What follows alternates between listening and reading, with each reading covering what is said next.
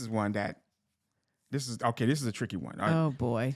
If your pastor cheats on his wife and it becomes public, and the pastor's messaging is all about forgiveness and not accountability, and they still want to serve as the senior pastor without the accountability.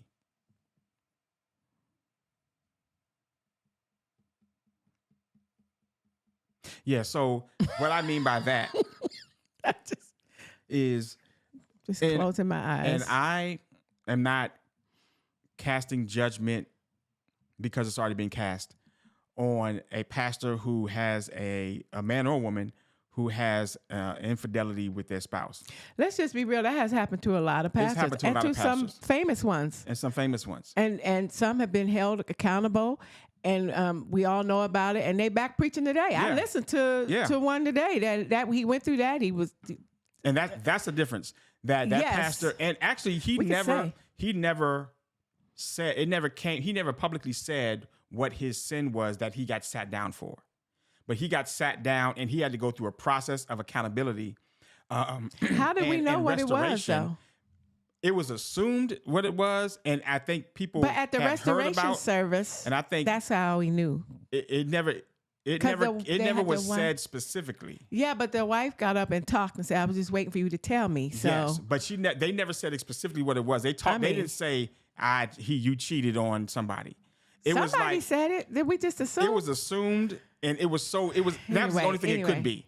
That was the Oh only my thing it gosh. could be. Okay. Anyway, When he got up and he said, I'm being sat down and I'm following this process of restoration, and I have this person who I'm accountable to, But and I'm going through these processes. but he lost his whole church at the Yeah. time, and then had to do that, and he Yes. sat underneath somebody and was held accountable for a Yes. while.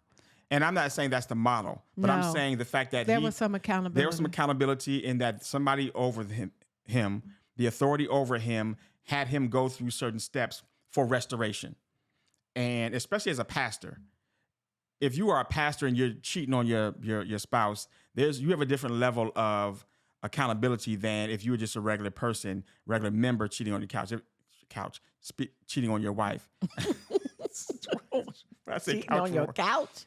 I meant to say spouse. I know. But there's a different level of accountability. In the scripture, there supports that about, if you are a elder in the church, then there's certain rules that qualify to you versus what qualify to another member, just a regular member. And so that should happen. You should have some level of accountability that you go through, and then you are restored to that position, because you're not trying to be condemned forever. I'm not talking about that. No, because we you all do- sin. Yeah, we all sin. But if that happens and it becomes public, I also think if it doesn't become public, you can handle that quietly, but you have to be submitted to whatever process that the person who you are submitted to, or who's over you as a pastor, says that you have to go through. So there was a situation one time where, at our former place of worship, where there was a pastor who had cheated on his wife. There was some issues that happened, and he had gotten sat down from his church. And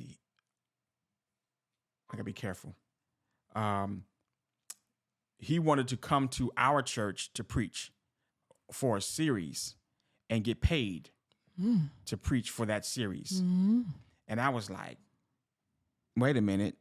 It sounds like we are circumventing what He was set down. his authority is doing by allowing him to earn some money by preaching at our church and getting paid for it. And when I got aware of that, I went to the pastor and was like, I don't agree with this. I don't think that we should be doing this. And there was some beef between me and the pastor about that. And he was like, "Oh, I'm the pastor. I'm the one who is, the shepherd of the church. I would not put my church in harm's way, and I wouldn't do this, that, and the third." I was like, "I understand that, and you are the pastor. It is your call.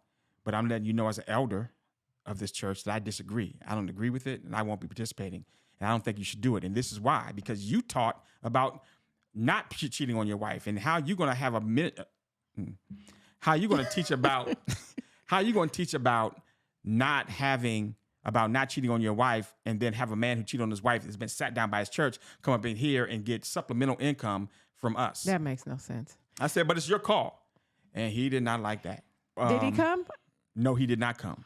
He did not come because I wasn't the only one who didn't agree with that. But I was the only one who, I think, said it at the Spoke time. up. And then because I said it, he asked some others, and then people, he never came. I don't know what the outcome was of that. But yeah. So if you out here cheating, pastor, on your wife, then there needs to be some process by which you are restored to that position. But you can't just be like, well, we all sin. Who out here hasn't sinned? We all sin. I've asked my wife for forgiveness. She's forgiven me. I asked the Lord for forgiveness. He's forgiven me. And so I'm going to just continue to move on and serve the Lord and do what it is that the Lord has called me to do. No, you should not do that. If your pastor's talking about that, you need to be looking for the front door. You need to be looking at the front door from the outside. Yeah.